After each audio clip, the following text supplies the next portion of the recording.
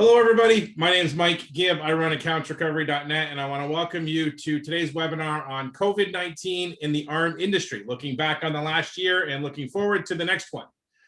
This month marks the first anniversary of the COVID-19 pandemic hitting the United States, and what a year it's been.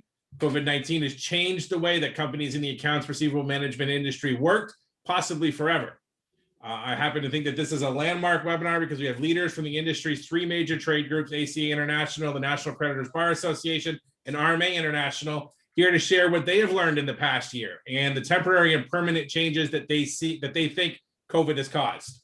Before introducing the panel, I did want to take a quick second and talk about an event coming up tomorrow on accountsrecovery.net, and that's called Q and ARM. We have part 3 scheduled to start at 1 o'clock Eastern time. Think Shark Tank meets the ARM industry.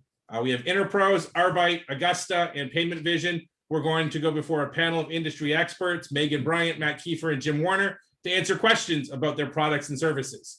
The objective is to offer insights into these products and services that you won't get anywhere else. I'm going to put a link in the chat box. If you haven't signed up for it, you can do so right now. Now, let me tell you a little bit about today's speakers. Mark Neeb is the CEO of ACA International and has nearly 40 years of corporate strategy experience, including 28 years working in the accounts receivable management industry. Mark served as president and CEO of the affiliated group in Neeb EDU, LLC, receivable management firms he bought, built, and sold over a period of 20 years.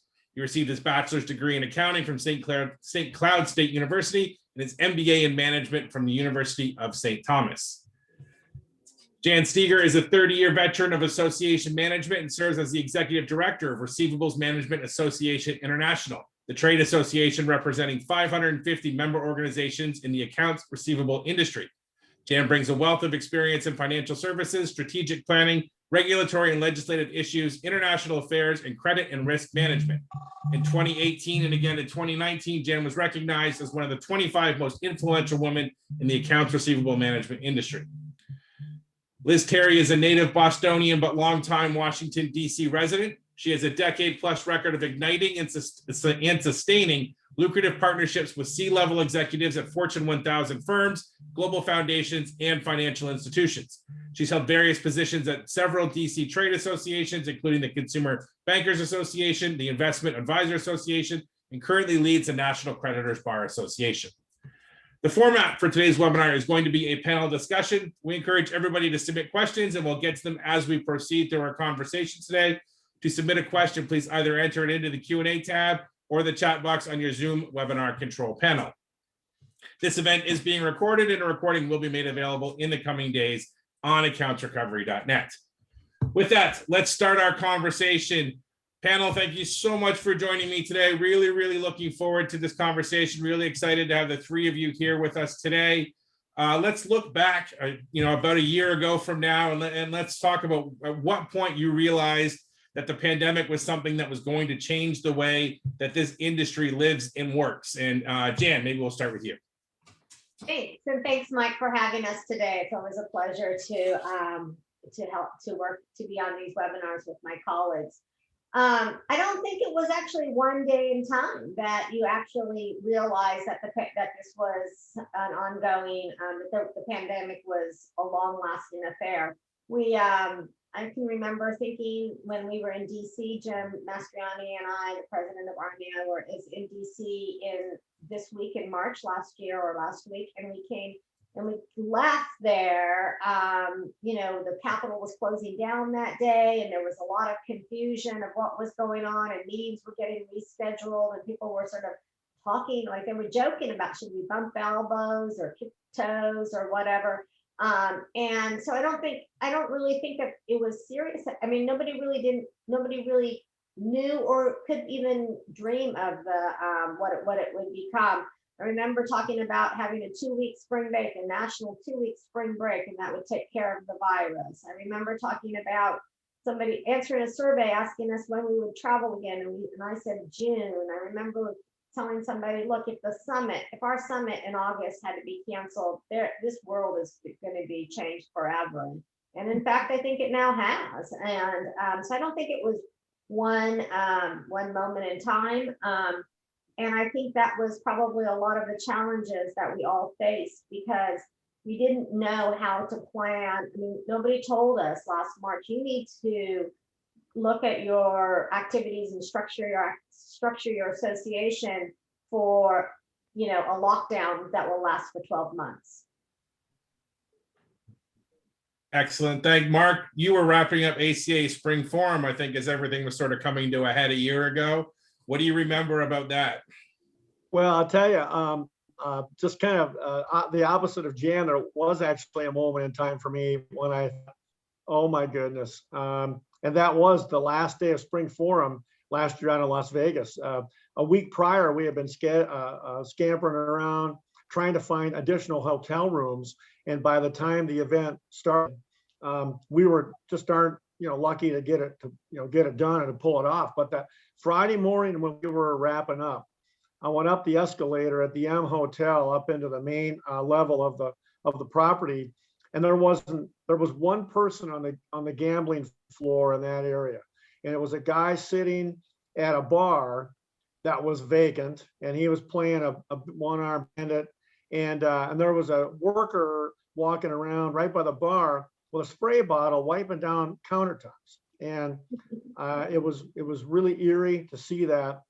But I stopped the young lady who was wiping down the bar. I said, what are you doing? She says, wow, we're sanitizing everything. And I said, well, what?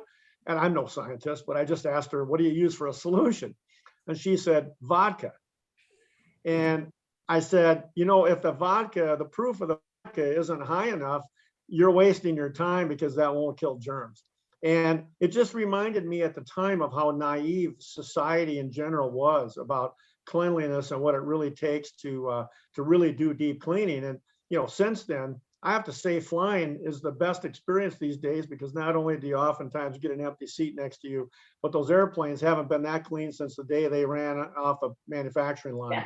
So that day struck me like it was almost like a 9/11 day where everything stopped. And as it turned out, when we walked out the doors that noon from the Spring Forum, that hotel shut down, as did all of Las Vegas. And boy, I can't imagine walking the streets of Las Vegas then with the whole place closed. So that gave me an idea that we're in for something big. And then I know we'll talk later about how us as trade associations kind of pivoted to serve our members.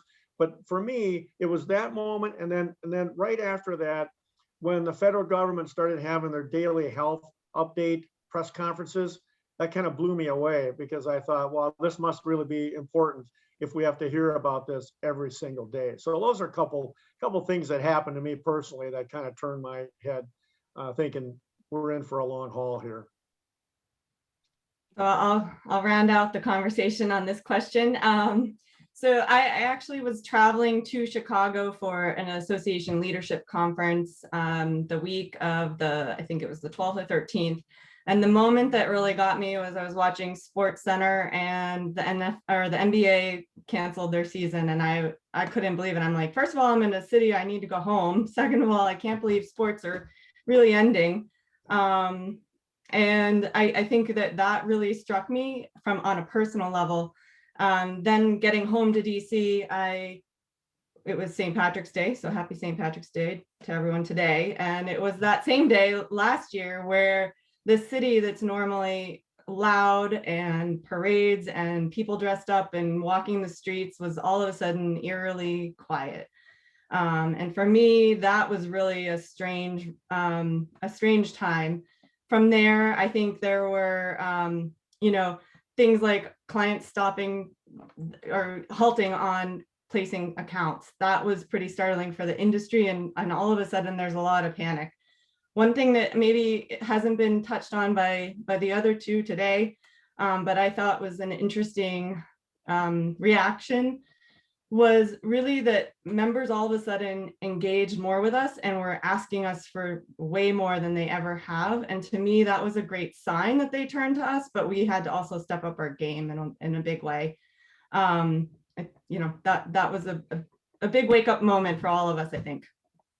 Well, that segues into my next question, and that is I was going to ask, what decisions, changes, developments are you most proud of? Obviously, every company, including the three of your associations and all of your members, have had to make a lot of changes over the past year. looking back on that, can you pick one or two moments, and Liz, since you brought it up, we'll let you start this time, anything that you're particularly proud of beyond what you mentioned before, where your members were coming to you more? Sure. Well, I will say the three of us plus a few other heads of different trades, as well as our counterparts in in the government affairs area, all got together right away, and I think that was a really important action by the broader industry. It was great for us to share intel and talk shop and understand what's happening in Washington, what's happening elsewhere. So I'm proud that we were able to do that, and we were willing to do that. Sometimes our associations and our members have different interests, and we don't always agree on everything, but it's really great when pushed into, or when, I shouldn't say pushed into, when there is an issue so big that we need to come together, that we were able to do that and help one another. I think one of the other big ones, which is currently a big hot topic, is the garnishment of stimulus checks. I was proud of our group for really coming out early and being willing to collaborate and looking for ways to collaborate with legislators, with the CFPB, with whoever was interested in helping, to really push for that to be earmarked, so to speak, by Treasury, so that it wouldn't be part of a garnishment. So I'll let the others chime in. I would say that with this, for RMAI, I think we very quickly pivoted. We called every member just as a goodwill to make sure that everybody was okay. We created a COVID website, which we updated daily and sent out notices daily, and we continue to maintain it. As I think we all know, the executive orders that were coming out at the state level were fast and furious and not well written, because they were and so they created a lot of ambiguity.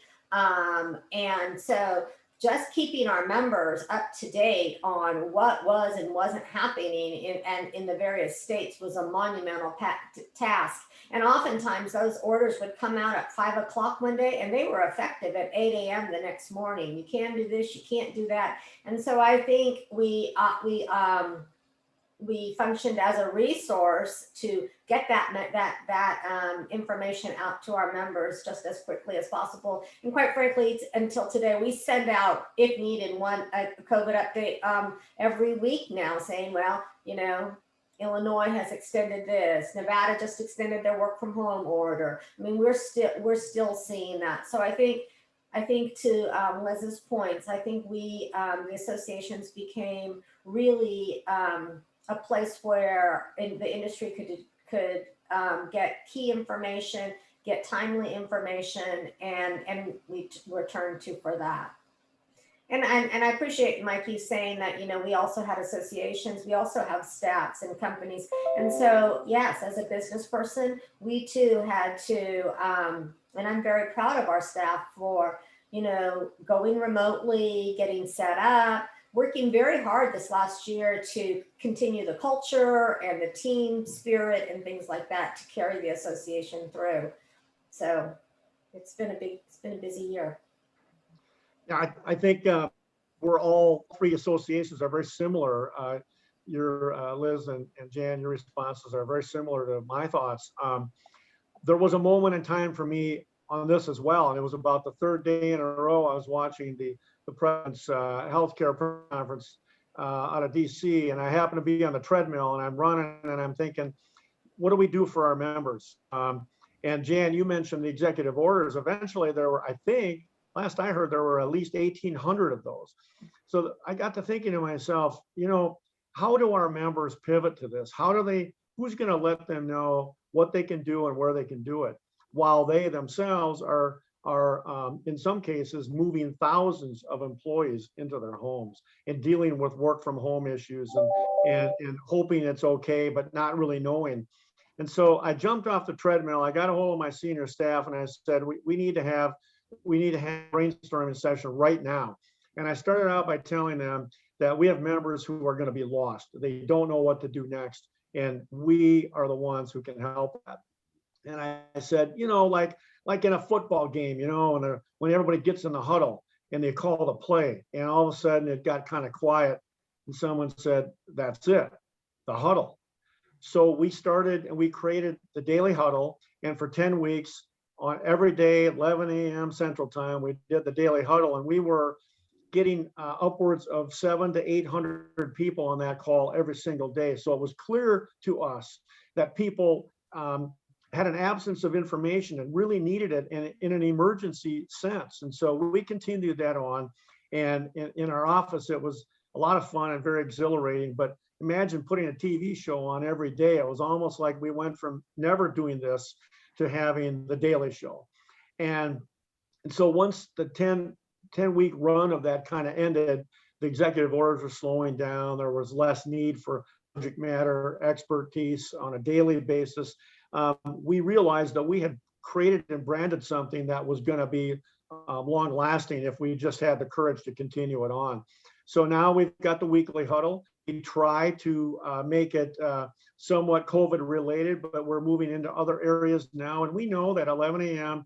Central Time, every Wednesday, we're going to have around 250 members in to listen to a subject matter expert on a topic or two. And so this moment for me now in the aftermath of all of this, we continue, as Jan mentioned, we continue to have to give updates because, and it's not just COVID related either, but we are in the spring legislative time of year. We've got states like Nevada trying to put the hammer down on the industry. And of course, everything at federal level, which we don't need to go into today, but there's so much happening right now that I know that all of our organizations have a vehicle to stay in front of members who are in desperate need of this information. And I don't need probably to remind everybody that many companies in this industry are very small, and you've got owners who are wearing multiple hats and they're paying payroll and they're in charge of the 401k, and they may have a collector not show up today, so they jump on the phones. And just had a member this morning to say, I don't know what I would do without this information really being spoon fed to me, because I don't have time to go find it myself. Even if I did, I wouldn't know where to look. So here we are. We've been through this for a year now. Let's start to kind of pivot and look sort of to the present in the future. What do you think is going to be the biggest impact that the pandemic's going to have on the arm industry? Is it sort of remote work? Is it changes to other areas of the operation of the industry that you're seeing that you expect to sort of be long lasting beyond the pandemic? Jan, why don't we start with you this? Or sorry, Mark. We start with Jan. All right, Mark. Let's start with you this time. I'm happy to, Mike. I think you hit the big one, and that's work from home. And there's a lot involved. I mean, mechanically speaking, yes, agencies amazingly quickly were able to pivot to work from home, but you've got a lot of issues that maybe come with that long term. For example, will the states all continue to allow work from home? What about agencies who own a lot of real estate that figure they need to put that to good use, and the culture of the organization? And it'll be a long time before we really know what the impact of COVID has been on American corporate culture. Target just put out a memo the other day that downtown Minneapolis, they're going to reduce their footprint 1 million square feet, and they're going to have several thousand people doing flex work from home. At the same time, they did remind themselves and their employees and the public that the best way they work is to collaborate together in person. So you could see inside the confines of one article, one major Fortune 500 company that is a bit unsure of what they want to do long term. So I imagine every one of our members is thinking that right now. How do we maximize productivity? How do we maximize data security and privacy? Because of course we work for creditors who demand that. Can we accommodate all of our creditors' wants and needs in a remote location? And then, a concept just came up in a conversation I was having this morning, that as we all struggle, not just agencies, but us trades as well, with what does it look like going forward in terms of work from home and commingling and getting people back to work, and the legalities or lack thereof of requiring employees to have vaccinations and all of that, that we might inadvertently cause ourselves to discriminate against certain types of employees, maybe hourly employees who can't work from home, or they're so essential they can't work from home, or they don't have the equipment. And where they, there's all kinds of things I think that bubble to the surface where you take a simple topic like, hey, should we work from home or not? And all of a sudden there are a lot of legal and cultural issues that come along with that. I think that's the number one thing that I would mention. The secondly, and then I'll move on, is that technology and what technologies are going to change as a result of the pandemic, and how will we be able to employ those technologies in a work from home situation. So clearly all of our affiliate members of all three of our trades are trying to figure that out right now. And they've had to learn a new way of sell and a new way of bringing value to their customers, just like we as trade associations are. And I think between us as the trades and our vendor affiliate members and our actual collect agency members, we're in for a wild ride when it comes to technology as well going forward. And I think we're going to see things get developed quicker out of necessity than maybe in the past. So those are the two things I would point to that I think will have long lasting impacts on our members. I would just say one thing for sure is business continuity plans look a little different these days. I don't know that even the largest creditor or organization in this country had a business continuity plan that was prepared for what has become the result of the pandemic. So hopefully we've all built in some additional ways to handle things like this that are so unexpected. I know in our office, just sort of reflecting back to what Jan was saying about her team, my team hasn't been in the office in a year.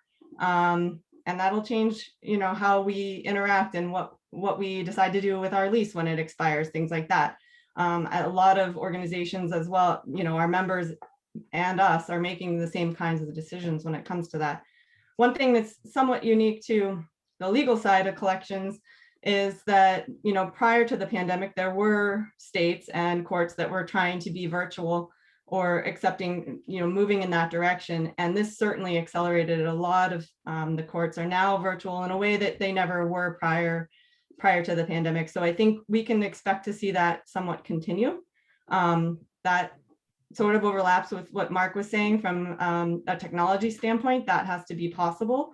And certainly we've made huge steps towards making that a regular happening or a regular way of handling the business. I think having witnesses virtually, et cetera, is going to be have a big impact on my segment of that the collection industry.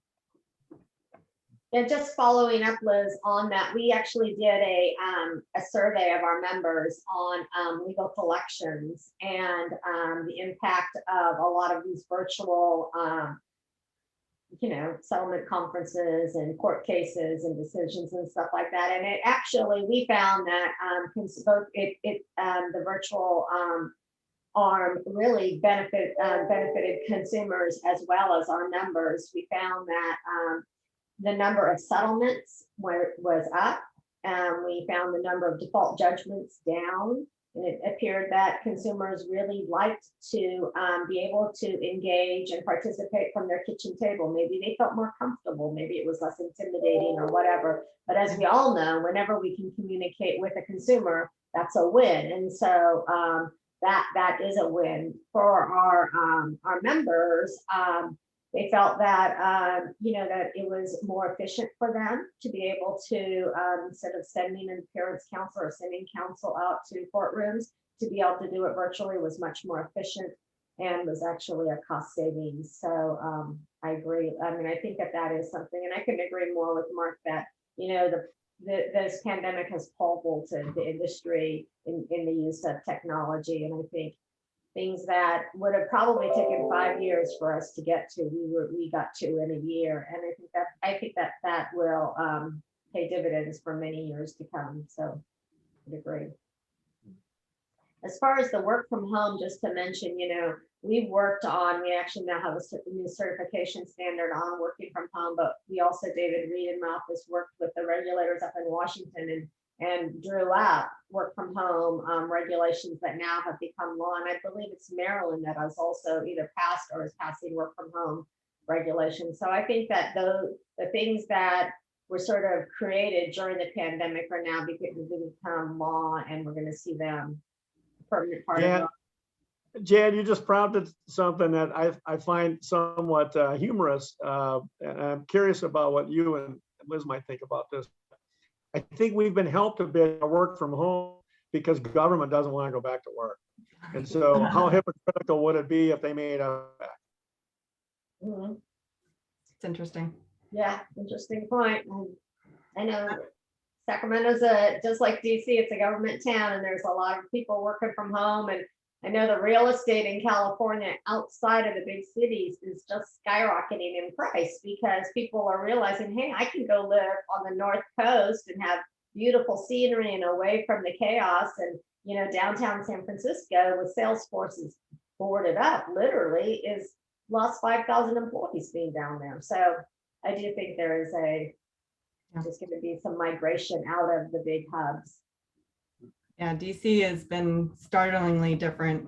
I alluded to it when I talked about St. Patrick's Day, but it's stayed that way basically for the year. There's very few people who come downtown. The commute is nothing like it used to be. And I mean, I live downtown so that I could walk to work, and that's not necessary anymore.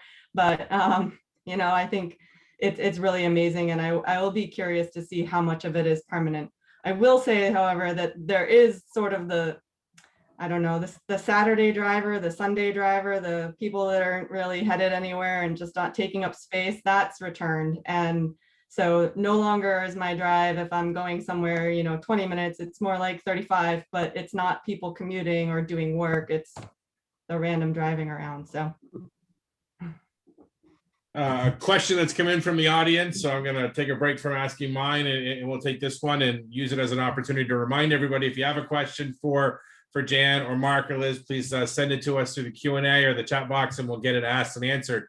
The question is, what were the financial impacts you saw and expect to see over the next year on placements, collection rates, profitability, etc.? Does anyone want to go first?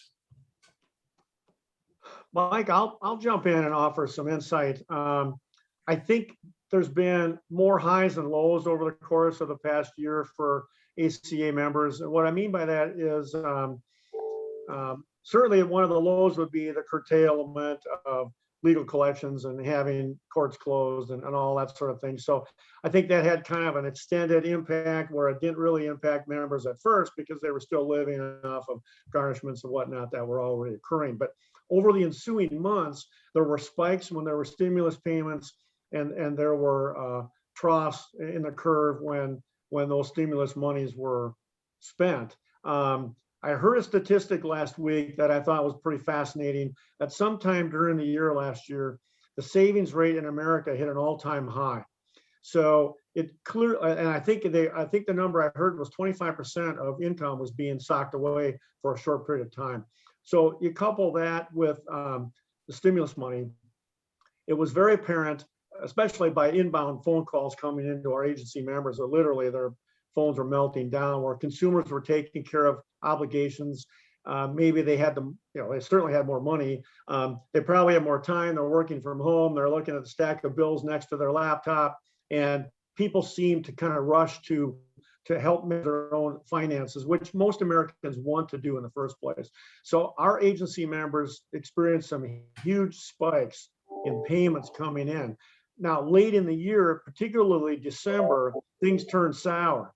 And then into tax season, into the first quarter, it's been really difficult for a lot of our agency members during tax season. Now, with the new stimulus money going out the door, I imagine things will turn a little bit, but I wondered out loud in a meeting earlier this morning, at what point will stimulus money start to, the impact elections start to abate?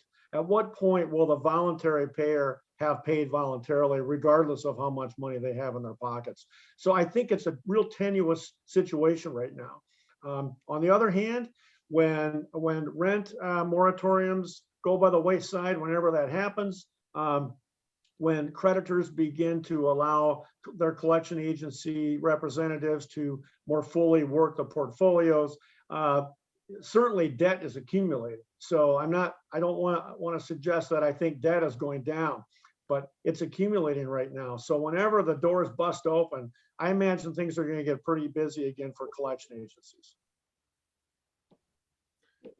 From an association standpoint, I'm guessing, and you can obviously correct me if I'm wrong, but I think the area of the associations that's been hit the hardest over the last year or so, it has been live events.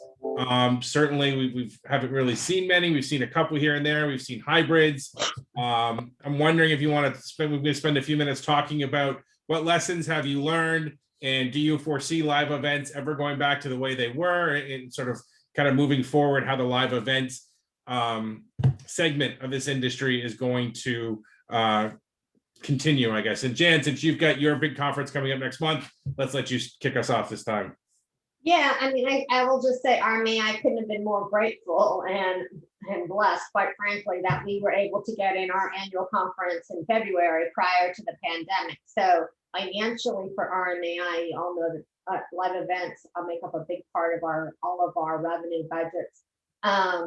We were able to get that in the books prior to the pandemic. Going forward, we've all, pivoted to virtual, hybrid, you name it, kind of events.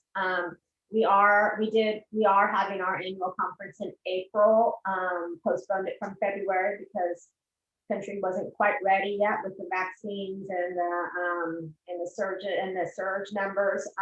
So we've moved it to April. We're actually seeing a very strong attendance. I think at this point we have about 450 live attendees coming, and I think there is a strong desire to get back to face-to-face events. I think we've all done a phenomenal job, including you, Mike, of offering education. And so I don't think that education is the driving force for live events. I think it is the networking, the business opportunities, and those things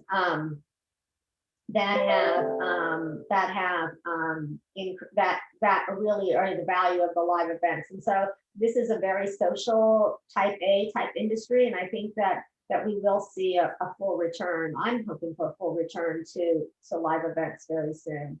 We'll try it in April. I know Liz is doing it in May. I don't know if ACA is doing their program live in July, but I know that the industry will come back, I believe, to live events. They'll be different, but they will be. I think they will happen. Yeah, thanks. So similar. I guess I'll start with, we pulled off right in October having a live event, much smaller than our normal, about 100 people, and the focus was really on running your business, and because that had changed for every single member based on COVID, we were able to sneak it in. We were a little lucky and a lot brave. We were really thrilled to do it, and people were thrilled to be there. I think part of Mark's comments on the financial impacts, I think travel is the one will be interesting to see how organizations return to their travel. Will as many people travel from every organization? Will they travel as often? And I think we will see, we've already seen even in our event that coming up in May, that there's a lot of clients that really want to get back to seeing their law firms in person. Probably you're seeing the same thing in the space with collection agencies. They miss that in-person touch, and so I think there's a lot of drive to go back to it. It'll be interesting to see how it really pans out in the long run. I think one thing that we haven't necessarily touched on, other than to talk about different states handling things, but regionally, the impact of this pandemic has been so different. New York was hit the hardest first, and the New Yorkers were that members that I know were the most concerned about traveling again, where people who were from other parts of the country that were more quote unquote open had less issue with thinking about wearing a mask and going on an airplane, for an instance. And then, we were supposed to be in Chicago for our conference in May, and we've had to move to Orlando. The hotel hasn't been open since last spring in Chicago, and they weren't sure they could open in time for us. So they asked us to move. And so we picked a state where we were pretty sure it wasn't going to close, and where we could ensure that we would be able to, enforce social distancing and masks and everything else where those mandates are in place, but we'll be sure to also enhance that. So I think it'll be really interesting from that perspective. I saw a member question about membership, and I had brought it up previously around the fact that members were so engaged in our events, and we saw the virtual education was the way to engage our members at the onset of the pandemic, but the virtual education is not going away. We've even expanded to offering free CLE for our members year round, where normally a member would have to go to our conference to get CLE included with their registration, but it wasn't part of their membership. I would say last year we had to put down our recruiting hat and really focus on our existing members. So we didn't do all that much recruiting, and we were short on our numbers in 2020 from a recruiting standpoint. Our membership renewal was great last year, and this year it's on par with normal years, and we've been able to start recruiting additional. So we're seeing new members join now, and that was sort of a separate question that I figured I'd cover while I was here. I think that Liz, what you and Jan said about face-to-face meetings is certainly dead on. There's an old saying, but for the books you read and the people you meet, a year from today, you'll largely be the same person. There is no question that face-to-face meetings in this industry, the relationship building, the camaraderie, the sharing of information, you can only do so much of that in a two-dimensional screen format. And we just recently had Committee of 100 in Key Largo, Florida, about 3 weeks ago. We had about 100 people there. It pulled off flawlessly. But to see the emotion in the members that were there, happy to see everybody else, was really, it was kind of, it made you misty-eyed. It was really, really amazing. So I have no doubt that this industry wants to get back together. But like Liz said earlier, it's going to largely depend on when people feel comfortable traveling, which is a completely different thing. So maybe it's our job to build it, hoping they will come, right? One last comment about it is that I think there's an opportunity for us as the trades going forward that we've learned over the course of the past year. There are people based on maybe their title or what their responsibilities are, where they can't be away from their office. And I think we have permanently opened up an opportunity at all of our face-to-face events now for people to attend virtually if they want to. I can't get away, but hey, I'm going to listen in. So I think virtual is here to stay. Hybrid meetings, I think, are here to stay going forward. But I really like the numbers that Jan is sharing, because she's got more people coming to Las Vegas for their annual meeting than are signed up to attend virtually. But that didn't stop Jan from offering the virtual opportunity and option. And I see that going forward as a real benefit to our members, that in the past, if you didn't come in person, you didn't get to participate. Agreed. I think as far as RMAI membership, we've actually been on about a 5-year growth pattern, and we did have membership growth last year. But to Liz's point, we spent a lot of time, our renewals were excellent this year. And that, to Liz's point, we spent a lot of time with members, making sure that we were meeting their needs and fulfilling, helping them through this pandemic as well. Do you think, Jan, that that's going to be sort of a focus for the association moving forward, that it'll kind of, the pandemic sort of had you sort of refocused on the existing members to make sure you were serving their needs while also still trying to get new members? Do you think that's going to be the dynamic moving forward? Well, I think that membership recruitment we'll probably get more active in our campaigns in that regard. But I think, as far as member services, I would say that, our advocacy program is really what, I mean, we do a lot for our membership, business development as well as advocacy. And a lot of our advocacy is, you can call it pandemic related, in that we're seeing multiple states try to introducing legislation to permanently to make permanent some of these executive orders. So, we saw a lot of COVID legislation or orders that, increased exemptions in accounts, or increased garnishments and things like that. And those were either due to expire or coming up to expire on this date or 60 days after the pandemic ends or something like that. We're now seeing those proposals in that would make those very permanent. So I think whether that's a byproduct of the pandemic or the new administration, we're seeing a huge emphasis on limitations and restrictions on medical debt and student loan debt and things like that. And I think, that kind of goes hand in hand. I know we've now hired more state lobbyists in different states than we typically have had to. Mark mentioned Nevada. We hired, lobbyists in Nevada this year for the first time, I think, ever since I've been at RMAI.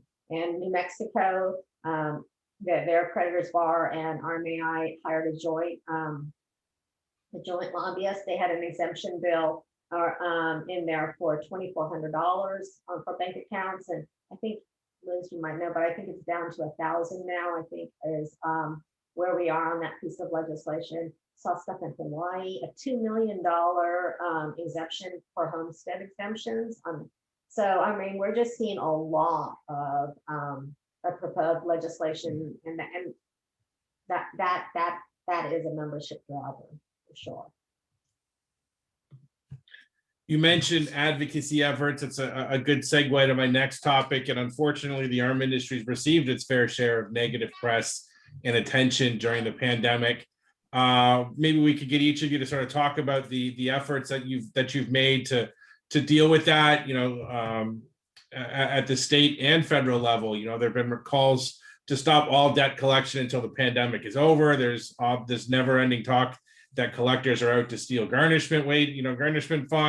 stimulus funds, which is crazy. Talk a little bit about how you've responded to these requests, to these efforts, to these calls, these articles, and what you're going to be doing sort of going forward to try and address it. Mark, maybe you kick us off this time. Sure. Well, it didn't take long to know we stood right away last spring when we sued the Attorney General of Massachusetts, who tried to stop debt collection in that state. Clearly, there's one of our outlets in DC has a quote that I often use. He says, politicians are really good at two things: doing nothing and overreacting. And largely, we've seen a lot of overreaction over the course of the past year, right? Yes, consumers need help, and every collection agency I know has a policy, a hardship policy that they employ generally when there are issues like bad weather or a hurricane or a tornado, and they kick that into place. Well, it just so happens they kick those hardship policies in nationally. Debt collectors know the difference between someone who can't pay and someone who won't pay. And so the narrative has been a pretty strong narrative out there that debt collectors, boy, if I see more time, seizing, garnishing or seizing stimulus checks. It's an educational issue for us. So the other day, Liz and Jan and I had a call with the director of the city and had the opportunity to share our thoughts about how important it is to balance this need to keep the economy open and to help our creditor clients maintain the cash flow so they can keep offering products and services at prices that are affordable to others, to buyers, while at the same time helping consumers when they need help. And so one of our advocacy efforts for this year, and this is a really high bar, but we have a program called 535 in 2021. we're making a touch with every single member of Congress this year to make sure they know that the debt collection industry exists, to make sure that we're there to help educate them on matters of personal finance for consumers, and to try to make sure people understand the difference between a garnishment and a bank levy, and who has the power to do it, and who has the ability to see money in someone's bank account and who doesn't, and on and on and on. And that obviously 535 covers both sides of the aisle. We don't care what party someone belongs to. We just need to help educate people. Because on the other side of the fence are the consumer advocate groups out there who are pushing a narrative, and they've successfully pushed a narrative that we're out to prey on people, and it's absolutely not true. And anybody in this industry worth their salt knows that those are false statements. But it's popular because everybody's a victim. So we're trying to ride this, the balance between people's right and need for credit and affordable credit, and consumer or creditors' needs to have cash flow and maintain their ability to keep their doors open. It's a very, very difficult thing to do. But one of the questions I always ask people is, can you imagine an economy without debt collection? Imagine the impact of that. And Todd Zwicky, you probably all know Todd Zwicky, but Todd wrote a paper a few years ago on the impact of on consumers of the increase and decrease in the availability of credit and the impact of debt collection on that availability of credit. And it is very clear. So last week there was a hearing in DC. We were well represented. We had several questions of ours asked and put into the official record. And I think we're doing an incredible job in helping educate people that if credit's necessary, then debt collection is necessary. But of course, if it was easy, it wouldn't be any fun. I think the frustrating thing for our industry is, the negative adjectives that are used. And if you really got down to the nuts and bolts, there are a lot of proposals out there that are, that we agreed to. We agreed to so many of the things that they sort of act like we don't like. There's a new piece of legislation or federal legislation that the statement about it is the aggressive and unscrupulous tactics these predatory debt collectors take can trail consumers from their homes to their workplaces, causing disruption and stress. Well, that's not unnecessary to explain a piece of legislation that really is going to ask you sort of to validate the debt with documentation, things that we already are doing. But the way it is positioned, I think is one of the most frustrating things about representing this industry is that you're already starting with a pendulum way on one side, and so we see that everywhere, every state. We see. I know there was a question about what we're seeing in various state legislatures, and some years we see a lot about validation notices. Some years we see a lot about statute of limitations. This year, we are seeing a flood of legislation on garnishments and exemptions, and the consumers, the advocates, they do a good job in getting their message out. We see, as I mentioned, in New Mexico, this $2,400 exemption limit. Well, we've seen that exact language in multiple states, and so that that's not just a coincidence. That is a campaign to do that, and so. We have to fight it in every state, even in the smaller states, because we cannot let precedent be set. So I think that's what we're seeing in the advocacy world. I would just add, I agree with Mark on education is going to be key, regardless of the side of the aisle. Also with the media, and we've seen already some signs of goodwill, I would say. Even starting last year, we started communicating with Senator Brown's office, and back then he was not the chair, but he was asking us for help on protecting consumers from the garnishment of their stimulus checks, and all three of our groups came out in support of that. And I think, even as Mark said, we had a call this week with the CFPB acting director, and that was because they wanted to hear that we were in agreement and we were helping to spread the word to our members to protect these funds.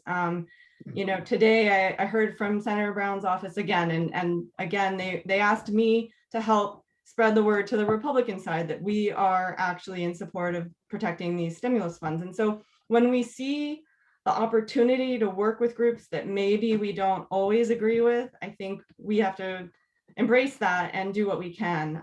The same can be said for some of the consumer groups have reached out to us, and again, they were thrilled with our position on the exemption of stimulus checks from garnishment. And we had the opportunity to side with them, and it's made it easier to have conversations, and we can build on those. So we may not always agree, but at least there's an open dialogue, because as Mark said too, it's really important part of the ecosystem, the credit ecosystem, that there be debt collection. So how can we work with the groups that are pro-consumer to help them understand that the collection is actually part of being able to offer credit to the groups that need it most?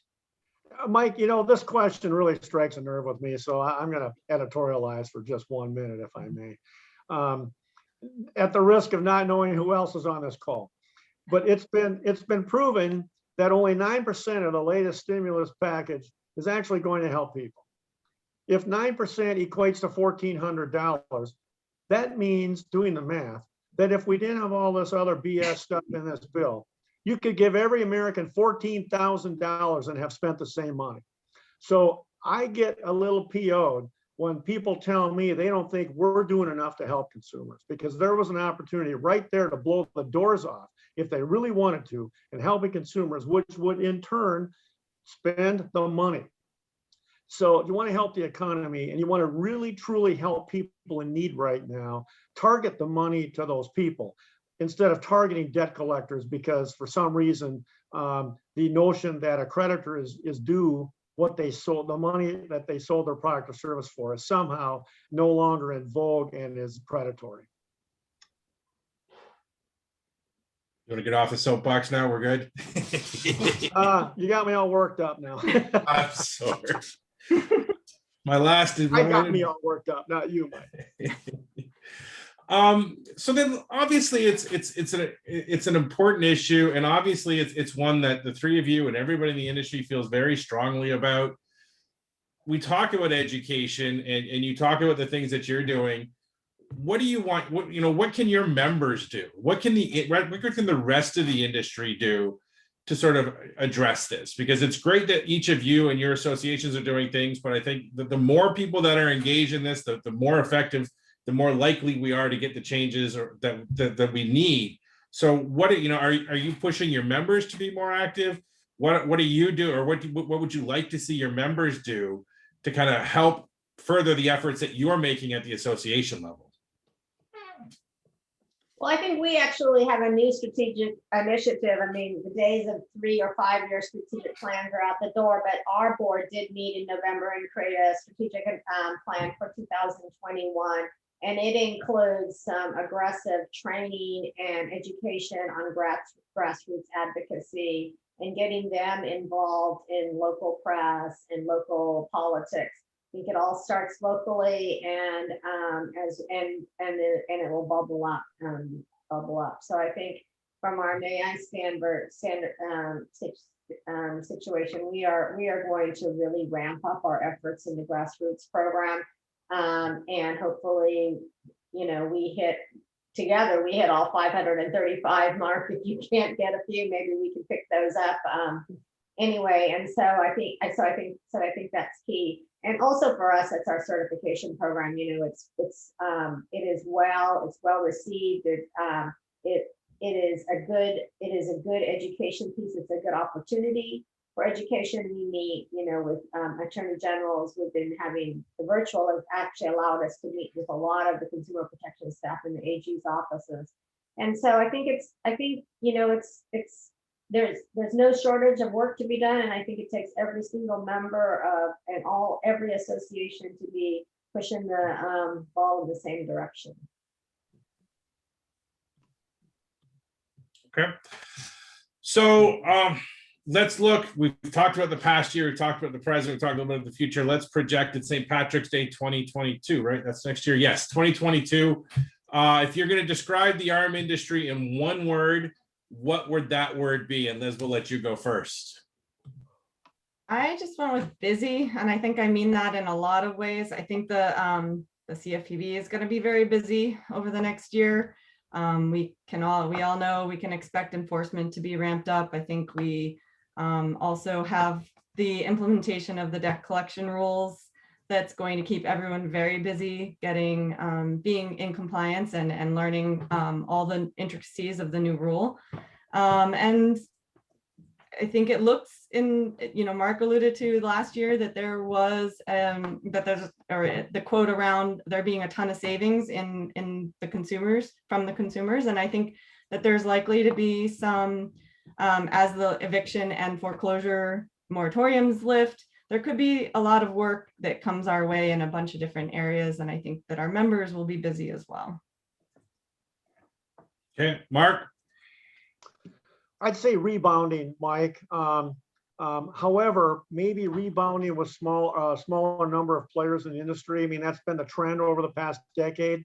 The new rule will probably cause a few more. There are some people out there right now in our industry who are using this as the opportunity to acquire companies who have struggled during the pandemic.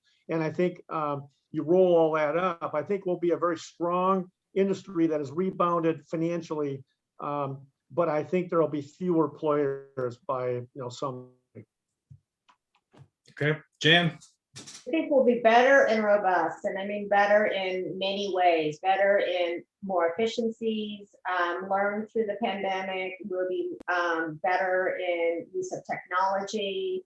We will be better in empathy with one another, because I do think that this pandemic has brought the industry together and really has seen a strong desire to help one another. And I think it will be robust. I think that there'll be plenty of debt out there, and all of our collective members will be working to collect it and to keep the credit ecosystem moving forward. Excellent. Well, we've reached the top of the hour, which means we've run out of time. So Jan, Liz, Mark, thank you very much for joining me for this conversation today. I very, very much appreciate each of you taking the time to share your thoughts and your perspectives on this important topic with our audience. Thanks for having us. Thanks for having us. All right, everybody else, thank you for listening. Thank you for watching today. Please share your thoughts about your feedback about today's event and any ideas you've got for future webinar topics or panelists. The survey should pop up on your screen when this webinar is over. You'll also get an email in your inbox tomorrow, so look for that. Stay tuned. We've got Q&R coming up tomorrow. We've got more events scheduled for next week, so look forward to seeing you back soon for another webinar. So until then, take care, everybody. Stay safe. We'll talk to you soon. Thanks.